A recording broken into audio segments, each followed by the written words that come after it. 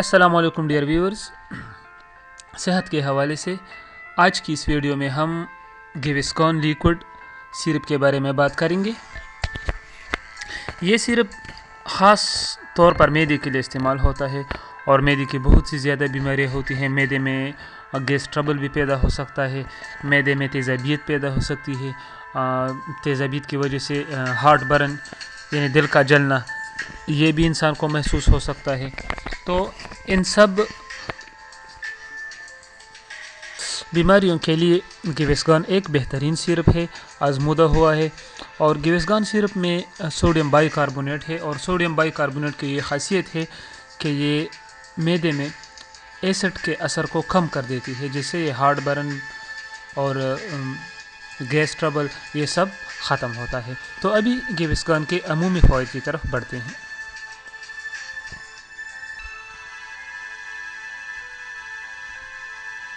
اس کا پہلا فائدہ ہے کہ اس سے دل کی جلن ختم ہو جاتی ہے۔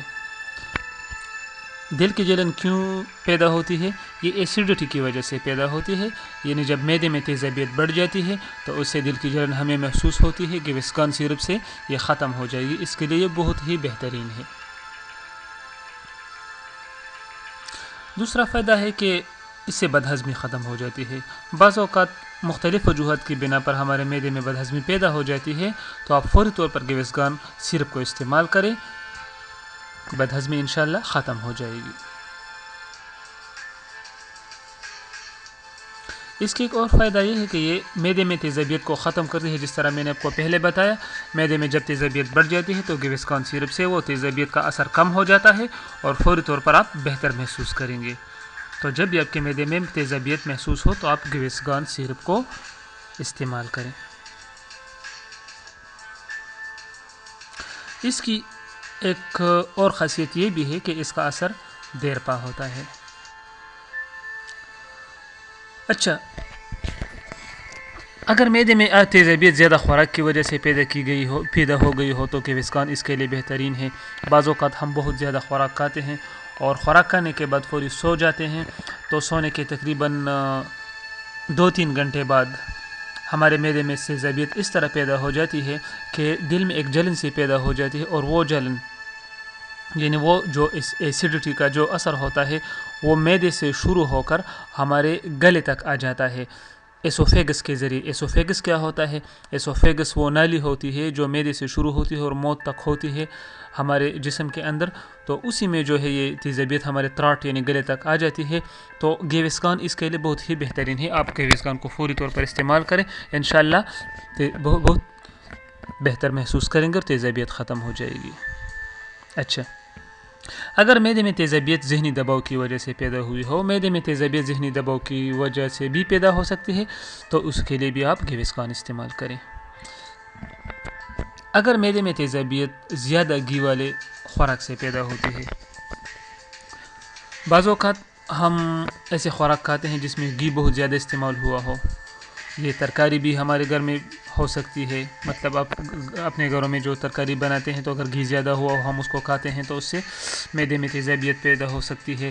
وہ ہم کوئی سینڈوچ کھانے سے بھی وہ تیزابیت پیدا ہو سکتی ہے، کوئی چاول کھانے سے بھی وہ تیزابیت پیدا ہو سکتی ہے، تو آپ گیوسکون کو استعمال کریں، اس کے لیے مفید ہے۔ معدے میں تیزابیت چٹخارے دار خوراک کے کھانے سے بھی پیدا ہو سکتی ہے۔